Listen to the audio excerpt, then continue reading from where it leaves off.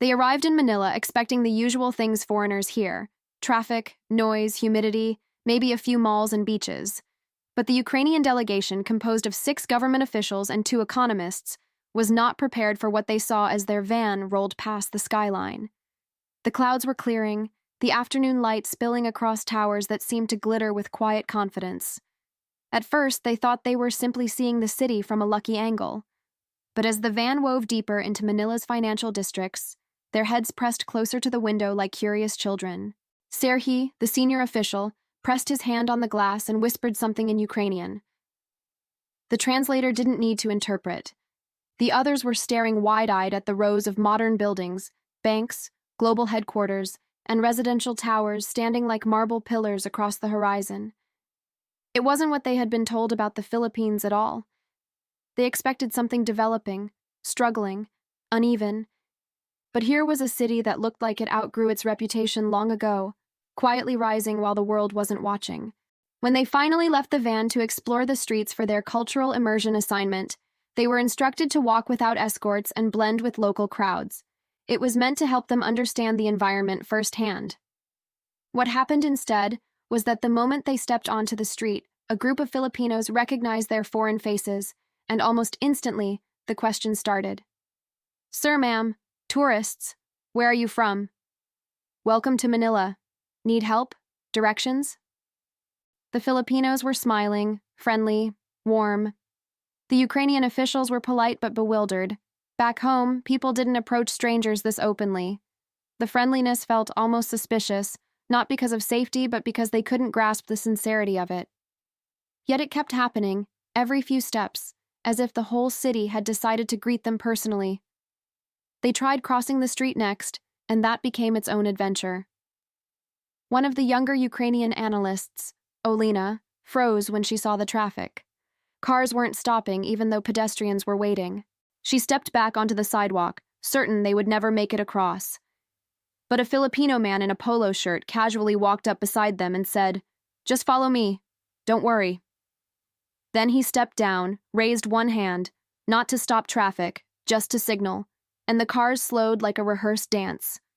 The Ukrainian officials followed behind him in a tight cluster, half trusting, half terrified, but they reached the other side without incident.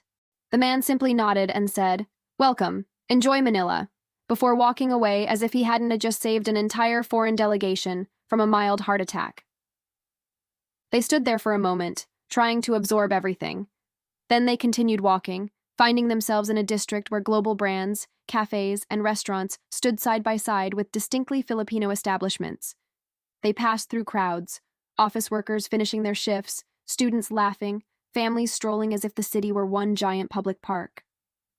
But the real shock came when they reached Bonifacio Global City and saw the towering sculptures, shaded parks, clean sidewalks, massive green spaces, and international schools surrounded by sleek architecture.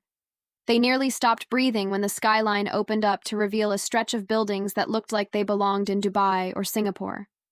The officials started talking among themselves rapidly. The translator could barely keep up. They asked about the GDP of the Philippines, about foreign investments, about how a country many Westerners underestimated could maintain such a dynamic urban ecosystem. Some even questioned whether their own capital, Kyiv, had missed opportunities that Manila had seized. As they continued walking, they saw a Filipino street painter sitting on the corner, sketching the skyline with calm precision. His work looked so vivid it almost seemed printed. Olena approached him and asked if she could buy the artwork, but the painter shook his head and simply gave it to her for free. She tried insisting on paying, but he kept smiling and saying, "Gift for you. Welcome to the Philippines." She walked away holding the sketch like it was a priceless artifact. She couldn't understand how someone would offer free art to a stranger.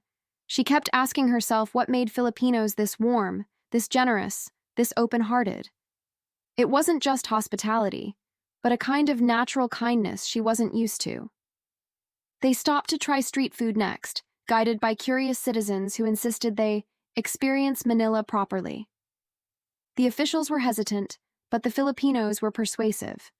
Soon they were standing in front of a fishball cart, tasting everything offered. They expected something ordinary, maybe even low quality. But the flavors stunned them. The sweet sauce, spicy mix, crispy textures. They didn't expect such layered taste from something so simple. People around them were laughing, enjoying the sight of foreigners discovering tusok like it was fine dining. And in a way, it was. Affordable but rich in soul, in memory, in culture. They tasted kwek, isaw, squid balls, BBQ, and halo. The Ukrainian delegation decided they might be full for days, but the joy around them was infectious. It didn't stop there. As they continued walking deeper into Manila, they saw luxury cars mixed with jeepneys, call center workers leaving offices that never slept, cafes, filled with young entrepreneurs working late malls that were larger than anything they had seen in Europe, and families gathering together everywhere. Then the unexpected happened. Two journalists recognized the Ukrainian delegation badges they were wearing. They approached quickly and politely, asking questions about their impressions of the Philippines.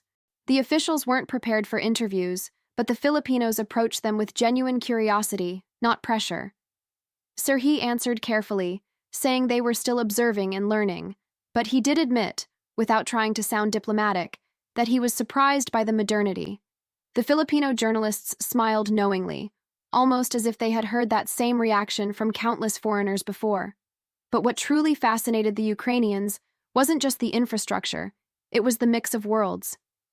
Modernity blending with street culture, poverty coexisting with emerging prosperity, challenges living side by side with unstoppable optimism.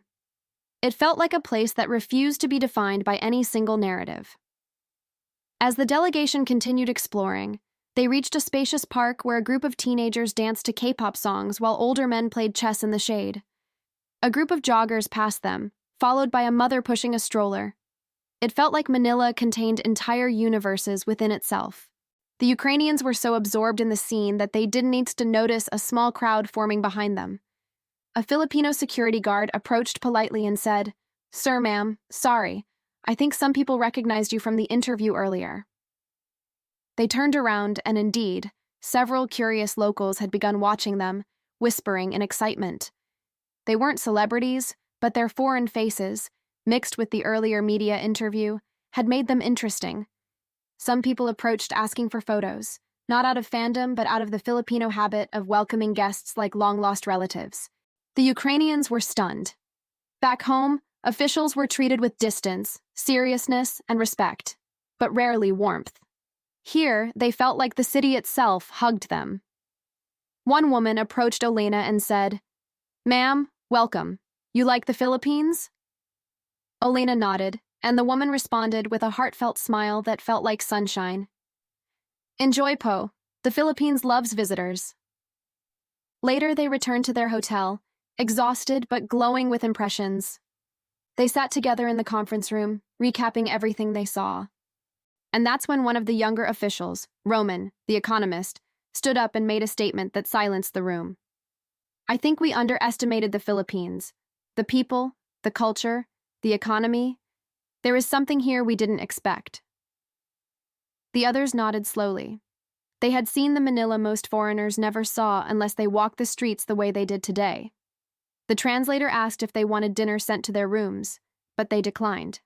Instead, they requested to eat outside again, somewhere simple, somewhere with real people. They didn't want to be hidden behind hotel walls. They wanted to understand the Philippines more. That night, walking through Manila again, they saw something that struck them deeply. A group of construction workers still in uniform, sitting together under a small stall, sharing fried chicken and rice, laughing and singing along to a song playing faintly through someone's phone speaker. They looked tired but content, joyful despite long hours. It was a sense of community that felt unbreakable. The Ukrainian officials stood there watching quietly, absorbing the scene. It didn't make them pity anyone. It made them admire a cultural strength far deeper than infrastructure or wealth. It was humanity, resilience, lightness of heart. As they walked further, a sudden downpour hit. Manila rain, heavy and dramatic. Everyone ran under awnings and roofs. The Ukrainians followed, packing tightly with strangers who laughed and joked, making fun of the rain as if it were a friend causing mischief. Someone handed them towels from a store. Someone else offered umbrellas. A vendor pulled them under his stall without hesitation. They felt the warmth again. Not the weather, but the people. By the time the rain stopped, the Ukrainians realized something none of them expected. They were falling in love with Manila.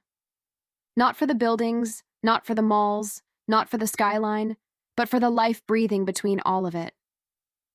They returned to their hotel with wet clothes and warm hearts.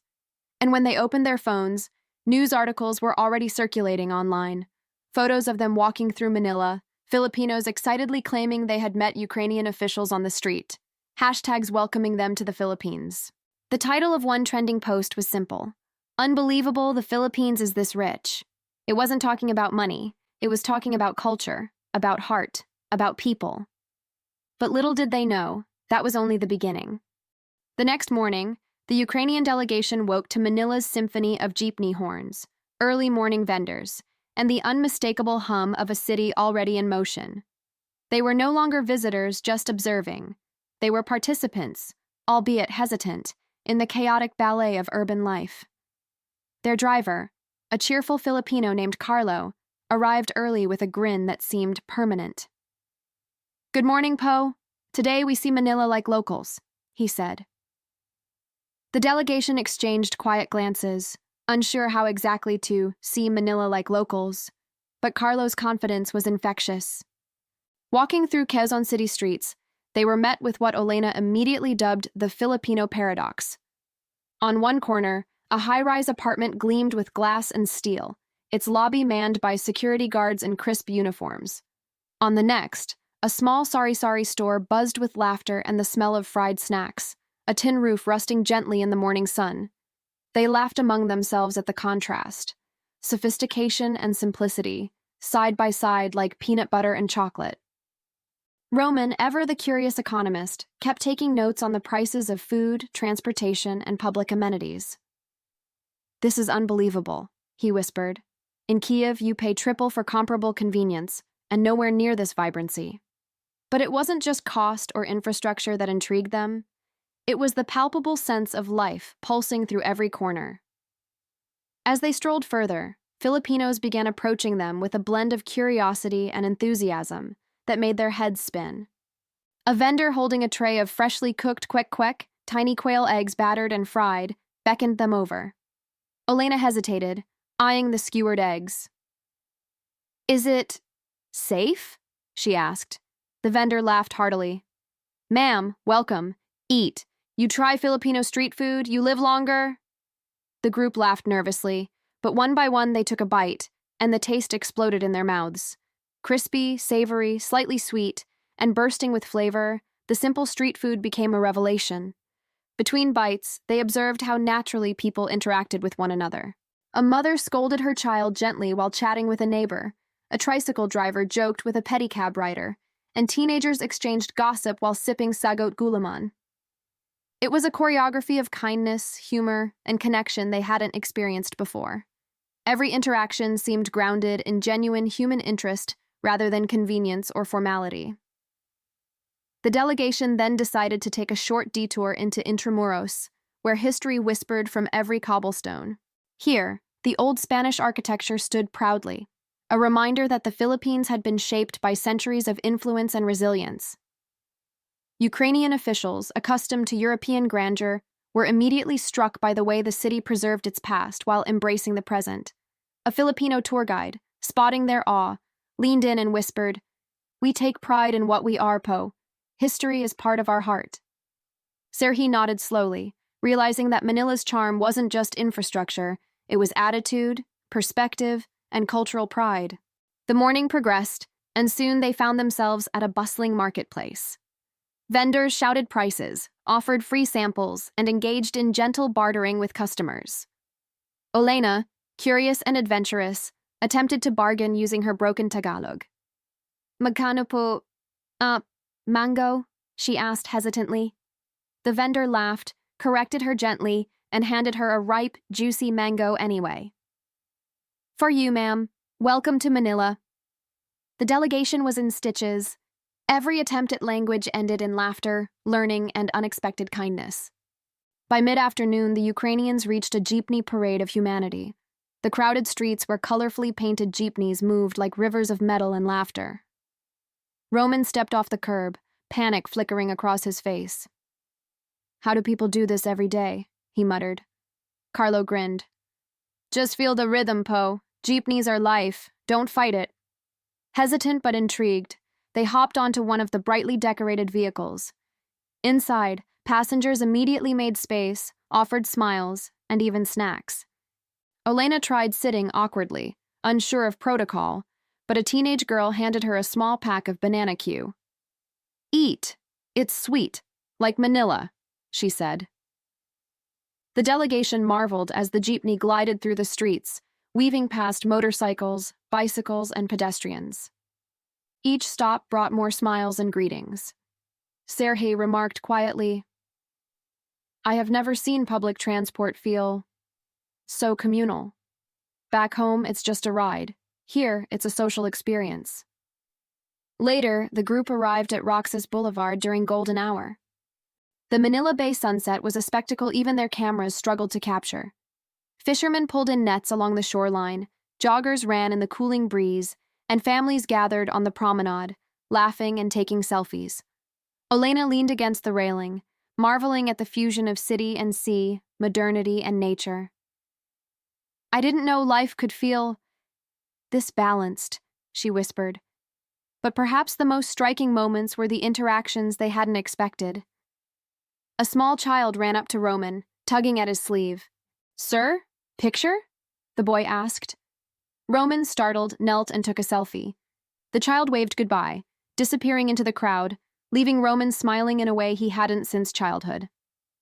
Across the promenade, Serhii noticed elderly couples holding hands, laughing and dancing spontaneously as music drifted from a nearby street performer.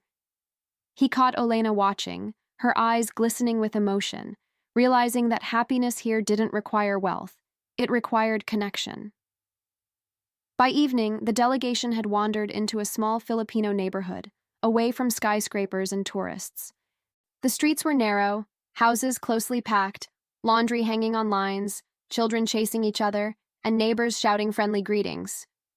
They entered a small local eatery on a hunch. Inside, a Filipino family was sharing dinner, laughter ringing out over sizzling pans. Without hesitation, the family invited the officials to join. Plates of adobo, sinigang, and steamed rice were passed generously. Olena remarked, "Even the smell is welcoming." It was here, amid the humble yet warm surroundings, that the delegation realized the Philippines' true richness. It wasn't only the modern buildings, skyscrapers, or economic progress. They were witnessing the wealth of community, generosity, and joy. Filipinos shared everything, from food to smiles to time, with strangers and friends alike. The Ukrainians were often touched to tears, humbled by the sincerity they couldn't fake and wouldn't find anywhere else. As night fell, the group strolled back through Manila's streets. Neon lights flickered on, karaoke blared from open windows, vendors packed up their goods, and the city's rhythm shifted into night mode. The delegation laughed together, trading stories of the day, the jeepney ride, the street mango, the boy who wanted a selfie, and the family that fed them like long-lost relatives. They paused at a bridge overlooking the river, the water reflecting city lights and the movement of life below. Serhii turned to his colleagues. "We came here thinking we'd observe Manila. What we've witnessed, it's more than that. It's a lesson in life." Olena smiled, holding her sketch of the skyline from the day before. "It's humility, it's joy, it's Filipino magic." Even Roman, usually pragmatic and analytical, admitted, "I thought we were coming to study an economy, but the Philippines is teaching us how to live." And as the delegation walked back to their hotel, they realized something else. Their expectations had been upended at every corner. What they thought they knew about Manila, the Philippines, or even life itself was limited. Here, in the warmth of strangers, the laughter of children, the generosity of families, and the vibrant pulse of the streets, they had discovered a different kind of wealth. One measured not in dollars or pesos, but in heartbeats, kindness, and connection. They didn't know how long they would remember these days, but one thing was certain. The Philippines had left an imprint on their souls. It wasn't about statistics, GDP numbers, or infrastructure. It was about life, lived in full, beautiful, and unexpected ways. The night ended not with fatigue, but with a strange energy, a sense that they had just begun understanding the depth of the Philippines. They would leave in a few days, report back to Kiev, analyze economic growth, and share their findings. But part of them knew that what they had experienced could never truly be quantified. It was a lesson in generosity, resilience, humor, and warmth. And for the Ukrainians, it was unforgettable.